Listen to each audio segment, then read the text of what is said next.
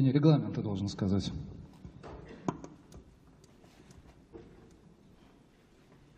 Так, главное, чтобы у меня тоже еще не отказала техника.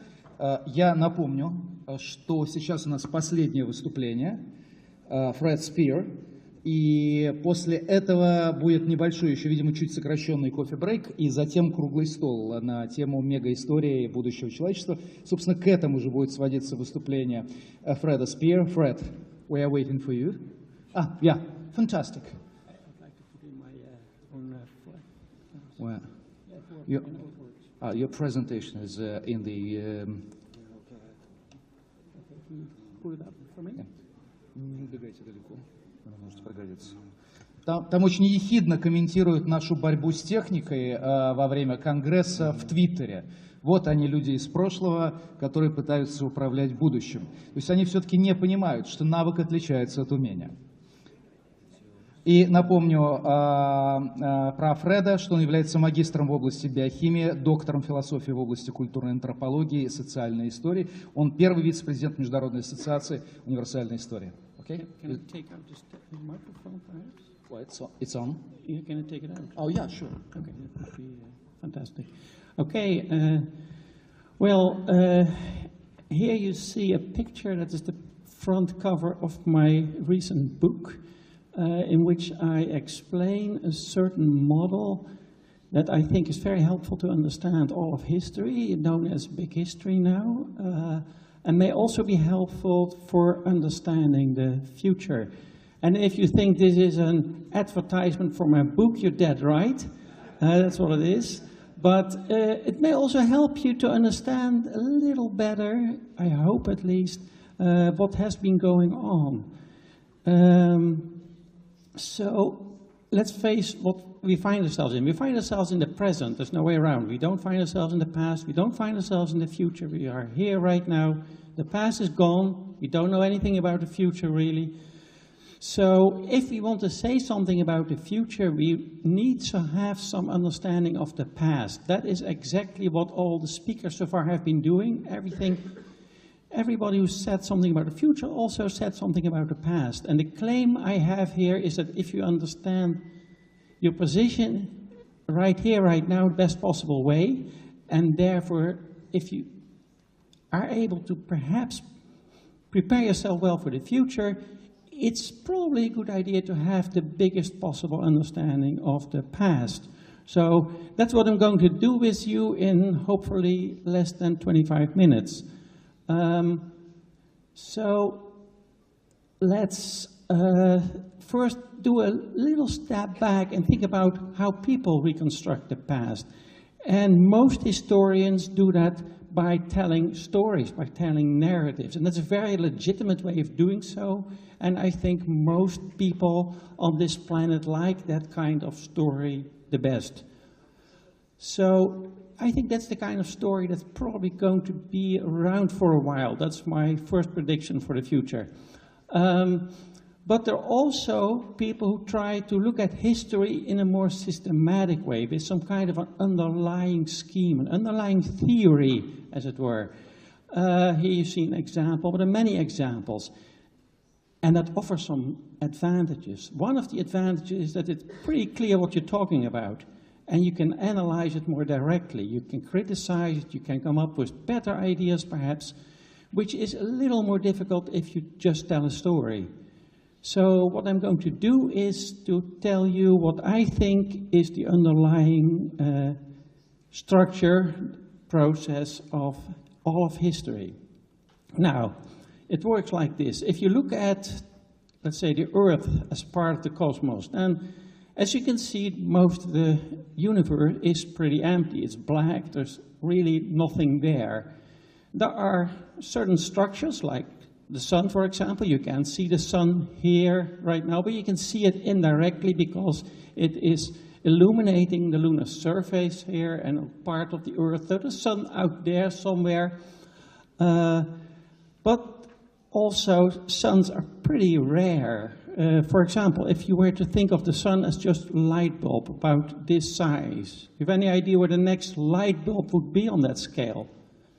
It would be in Amsterdam, about 3 hours flying from here. So that is how empty our local galaxy is. It's pretty empty space. So if you think of the universe, you have to think of basically as nothing at all, and then some structures in there, some complexity. So big history, you can say, is the rise and demise of certain forms of structures of complexity on all levels. On the smallest level, that's the level of the smallest particles, the largest level, clusters of galaxies and everything in between, such as the moon, this is the lunar surface, and this is the Earth, a pretty complex planet, at least on its surface. So you can summarize all of history in very simple ways as the rise and demise of complexity. And then you, of course, ask the question, how common is that kind of complexity in the universe, the kind of complexity we see all around us here? It's pretty rare, I can tell you, very, very rare. So if we want to think about what's going on our planet, we have to think about something that is very, very unusual in the universe, right? Now, why is it so unusual? The reason for that is that there is something like known as the second law of thermodynamics, and it tells you that everything has to become more messy, more chaotic. So, for example, you see this nice cup of cappuccino. What you see there, someone has drawn a face in there. Now, that's some form of complexity. It doesn't emerge all by itself. Very, very unlikely. And what will happen over time, if nobody touches it, it will disappear. That is the second law in action. So that makes one wonder, where does all this complexity come from? And the answer is, you need an energy flow. You need an energy flow through matter to get that complexity. And it doesn't really matter what it is. It's the case for the smallest particles, the largest structures, and everything in between. Okay, that's what you need to get it. But would you need also something to maintain it? And the answer is, it all depends. If you have, let's say, relatively simple structures, like asteroids, for example, swinging through the universe, you don't really need an energy flow to keep these things going. But if you have something like our sun, then you need an energy flow to keep it going, because otherwise the thing would simply contract and collapse as a result of gravity. In fact, this thing is a balance between the inward directed force of gravity and the outward push of the radiation that comes as a result of nuclear fusion in the core. And it keeps the thing in some kind of a steady state, dynamic equilibrium, you could call it, dynamic steady state. And the sun has a certain, let's say, a reservoir of energy, potential energy, that can be converted into radiation inside, and as long as that is there, the thing keeps shining. But after, let's say from now, about 5 more billion years, that's gone, then the thing will end its life. But also forms of complexity like us, and that's a little different. We need energy to keep going, and we don't get it from inside, we get it from outside. We eat, we drink, we breathe. That's how we keep our complexity going. We're very rare, we're more complex, and that is what we do. Now, this is part of a theory that's certainly not mine. Actually, the person who developed this and elaborated is the, I forgot to make this point, I'm sorry. That comes with the next slide. But the problem is that if you get more complexity, it inevitably produces more of a mess too, more entropy, it's called with a technical term. That is the result of the second law of thermodynamics, simply because everything overall has to become more messy. That's the problem.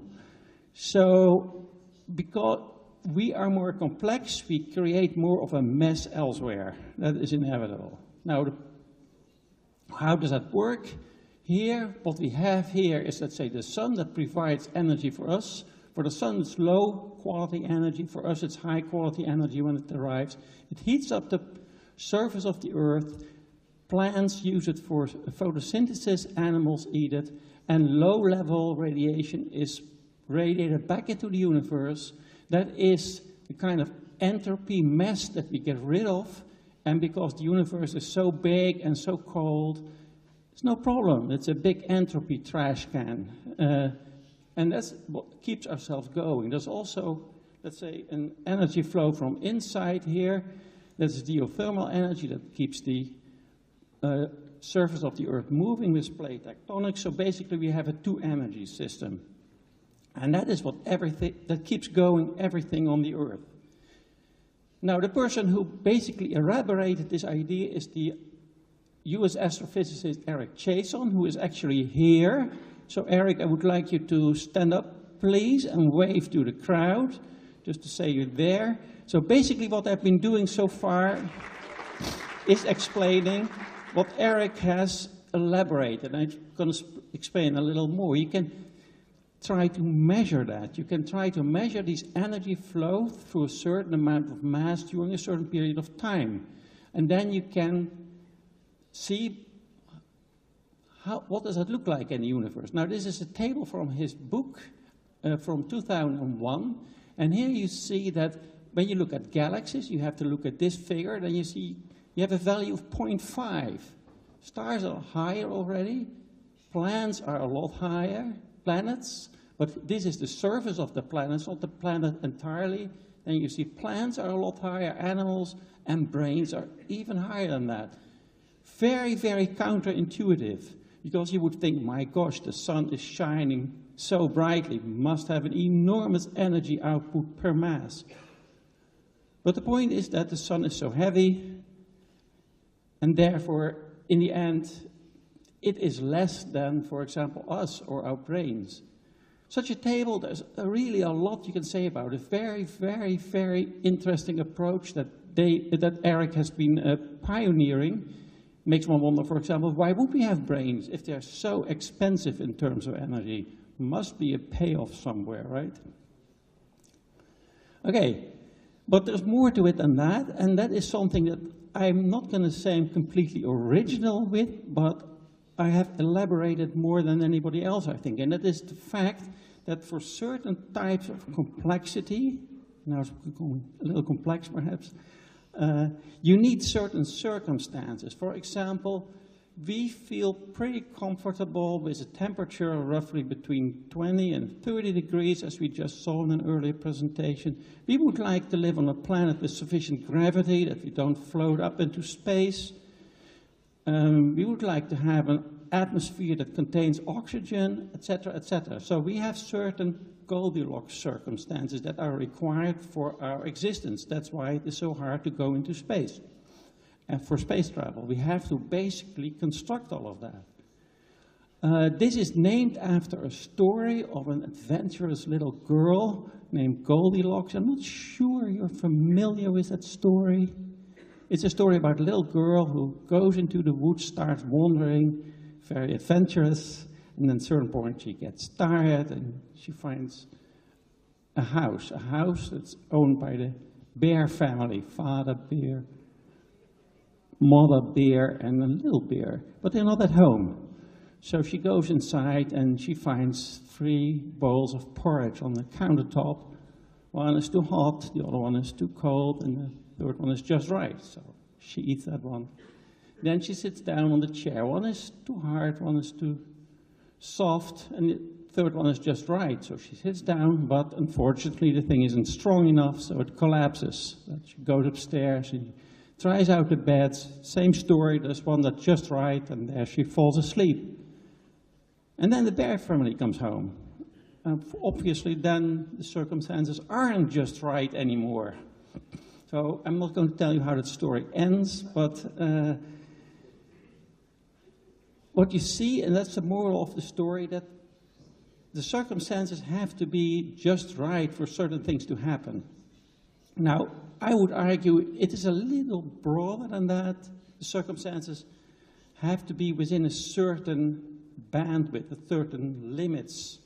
So they have been good enough, I would say, for things to happen. That's the case for the sun, that's the case for our planets, the case for us, basically for everything. And you can argue that what we humans have been doing is basically more and more constructing Goldilocks circumstances for ourselves, situations that we like, that we think are good.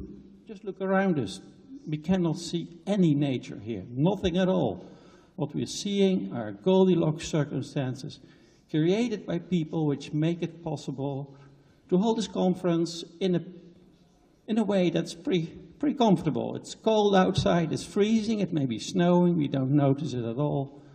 It's very comfortable, and that is the result of a long, long history, right? So my claim is, it's a bold claim, that if you combine the energy approach with the idea of Goldilocks principles, and you trace all of history, then you get the contours of a historical theory of everything. That's what I claim. And I'm not going to tell you what that exactly entails for all these different phases, because that would take us way too long, but that's in my book. So you can go through all of history. This is a picture again from Eric Chason, where you see in one glance the whole history of the universe. Starts with the Big Bang, and this is the arrow of time, goes all the way down to the present, and you see all the different phases of history. And you can use that theory to explore it, and you will find that it works. It works actually very well. Here you see Eric and his wife Lola. Actually, Lola made the first drawing of that picture, and they have it on the wall in their house. So I'm very proud of it. I think it's a great idea. So I just wanted to show you.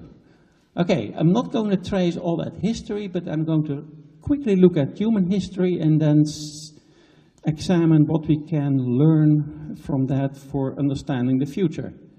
Now, if you look at human history in a nutshell, then you can say about 3 million years ago, we were like this, walking the African savannas, and now we find ourselves quite often in an urban environment. I took this picture last summer in Beijing. It could just as well be Moscow or any other big city.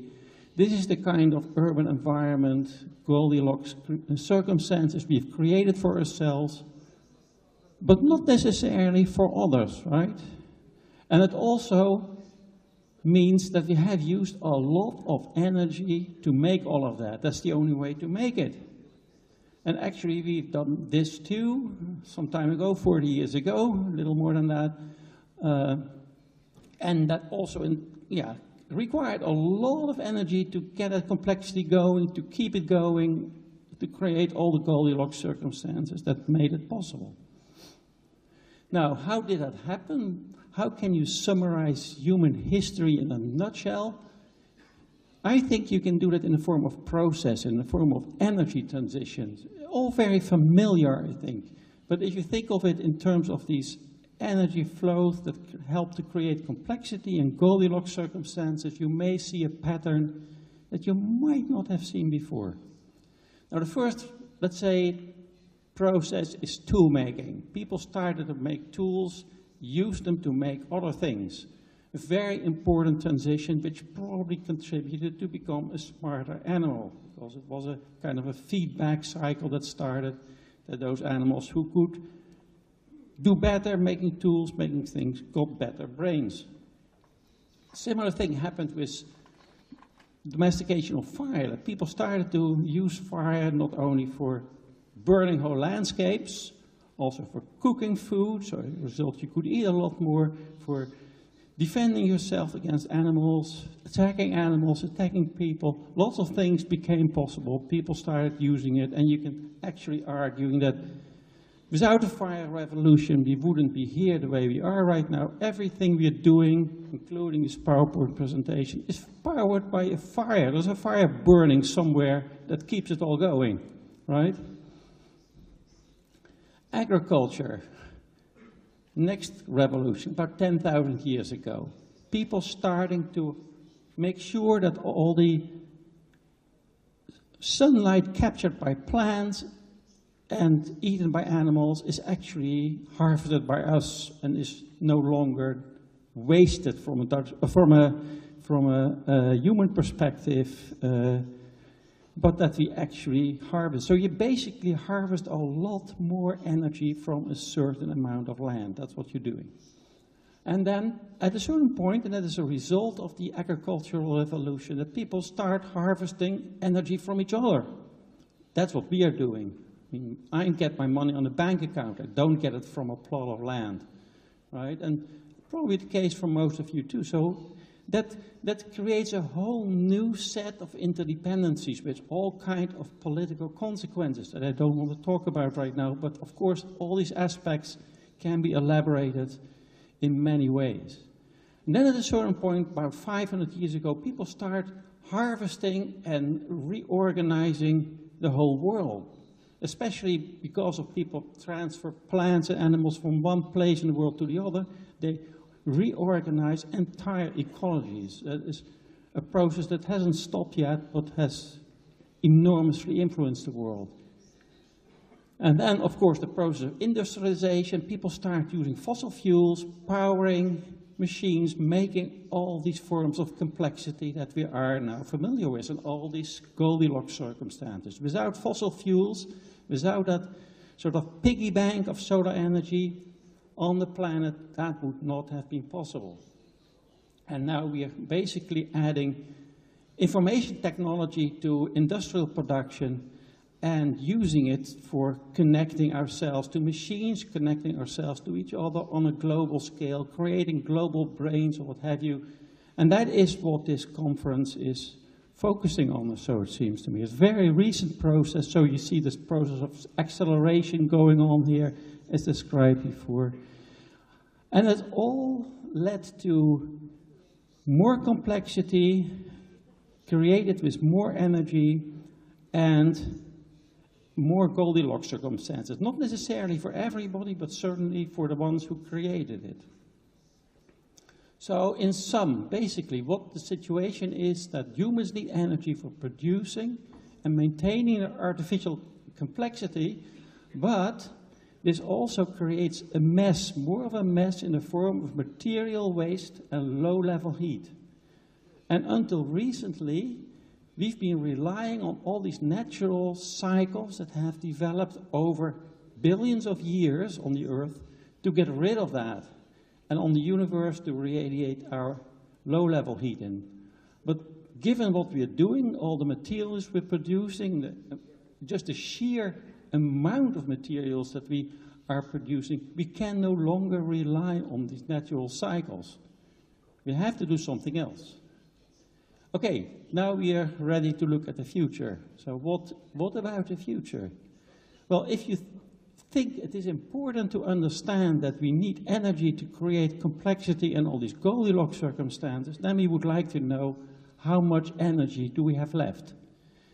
And here are a few figures, and I'm sure they can be discussed. They're not certain. It may be more, it may perhaps be less in some cases. They're rough estimates. Let's say oil, 100 years. Coal, 100 years, perhaps 200 years. Natural gas, a little longer. Uranium, here several decades. Depends on how much we're going to use it. And after Fukushima, that may be different again. That's not a long time. That's actually a very, very short period of time. So that makes one wonder, what have we left? Nuclear fusion? We don't know. Doubtful, I think, because 40 years ago they said, yes, in 40 years' time we'll have nuclear fusion. That's exactly what they're saying today. Now, 40 years is about the period of useful activity that a scientist can expect in his life. So basically what you're looking at is the life cycle of a nuclear fusion researcher, I think. Yeah, all these. So what you're basically looking at is what has been emphasized here already, that is basically solar energy. And then you would like to know, where is that solar energy? And that's, of course, closest to the equator. You would want to do that in places where there's not a lot else left, mostly deserts. That's the best place you think of. So you can calculate how much you would need to service, let's say, all our energy needs, and you come up with doable quantities. However, there are lots of problems associated with this that technicians not always consider sufficiently. First of all, in deserts, you can have pretty severe dust storms. Well, if one dust storm covers all your solar cells, Well, that's a major effort to clean them up again. So how are we going to do that? But more importantly, I think, who is going to own these cells, right? Who is going to make a profit of it? What are people going to do with these profits? This is not just for a few years or perhaps a few decades. It is going to be for the foreseeable future. So that means a transformation of, let's say, power structure. The person who's going to control this is going to be very wealthy and is going to have a lot of influence. Another aspect is that if you just, let's say, put in three, as has been argued, three areas, well, pretty vulnerable. You just need 3 nuclear bombs and you get rid of the entire energy system. So I would argue that it would be better to decentralize it a little, but that makes it more expensive again. And it is an expensive source because it's much more extensive. It's not as concentrated as fossil fuels. And it has been argued, yes, this price of the solar cells is going down. Yes, it is going down. But they are made with the aid of fossil fuels, not with solar energy. So you have to calculate the price in solar energy terms. And then you will see that these things are pretty expensive still. So we have a major challenge at hand, and I think that is what we have to prepare ourselves for. So in sum, I think that what awaits us around 2045 is a pretty decreasing, let's say, supply of oil, because that is probably going to run out first, and then an attempt to transition while there are more people on the earth that need more energy. We'll try to transition to this kind of energy production. But it will not be easy, not as easy as it has been suggested, I think. So if you look at it in sum, then we will need energy for maintaining our complexity, right? All these things that we like, all these things that we want to do. But also we need it for combating the mess that we make as a result, the entropy that we make. And we need, but if we install artificial recycling, that's another layer of complexity, will also again generate more entropy, more mess, inevitable. So we find ourselves in a bit of a difficult situation that whatever we do, we will create more entropy on the planet. So is there a way out? So what can we do? And I think what we need to think of, and I think that should be our general principle, is that we think of trying to minimize our material entropy, our material mess, and produce as much low-level heat as possible, because we can get rid of that in the universe. That's easy. The universe is big enough. That's a big trash can. So I think this should be a general strategy for everything we are doing in the future. In the present, of course, but for the future. Well, that is more or less what is in my book. So this is what I wanted to tell you, and I thank you very much for your kind attention. Спасибо.